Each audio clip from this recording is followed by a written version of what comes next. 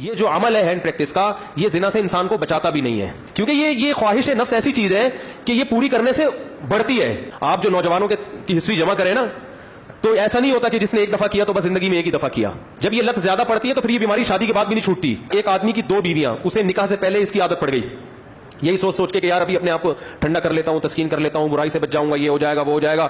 شیطان نے الٹے سیدھے اس کو جو ہے نا دلائل دی اور کہتا ہے مجھے یہ برائی جب ہو گیا تو چسکا لگ گیا۔ پھر کہہ رہے پھر جب میں نے نکاح کیا ہے نا، ایک شادی کی ہے تو میری یہ عادت نہیں چھوٹی، دوسری 2 بیویاں اس کی، کہہ رہے پھر بھی نہیں چھوٹی۔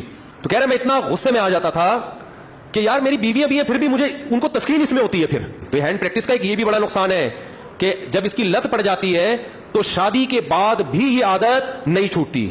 تو وہ کہہ رہا ہے میری 2 بیویاں تھیں، میں اتنا مجبور ہو گیا کہ ایک دن میں نے قسم اٹھائی کہ آئندہ میں نے اپنے ہاتھ سے اپنے آپ کو فارغ کیا تو میری دونوں بیویوں کو 3 طلاقیں۔ کہہ رہے میں نے یہ سوچا کہ شاید اس عمل سے میں اپنے آپ کو روک لوں گا، پھر بھی نہیں رکا، اور پھر بھی یہ عمل کیا اور ہم نے اس کو فتویٰ دیا کہ آپ کی دونوں بیویاں آپ پر ہمیشہ کے لیے حرام ہو گئی ہیں۔ تو اب آپ بتاؤ اس پہ کیا گزر رہی ہوگی۔ تو ہم نے لوگوں کے یہ حالات دیکھے ہیں، ایسے ایسے لڑکے آگے بتاتے ہیں کہ آدمی حیران ہوتا ہے، یار تمہاری ہڈیوں میں اتنا جوس کہاں سے آیا، تم مر کے ختم ہو جاؤ گے اللہ کے بندو۔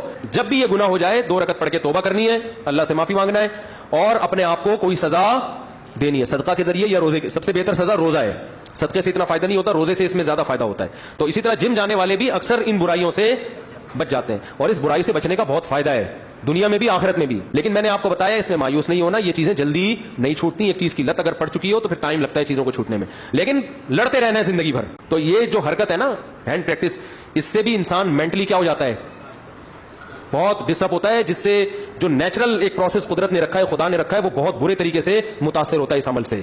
تو اس لیے اپنے آپ کو ان تمام ایکٹیویٹیز سے بچا کے رکھنا چاہیے۔ تو اللہ تعالیٰ سب کی حفاظت فرمائے۔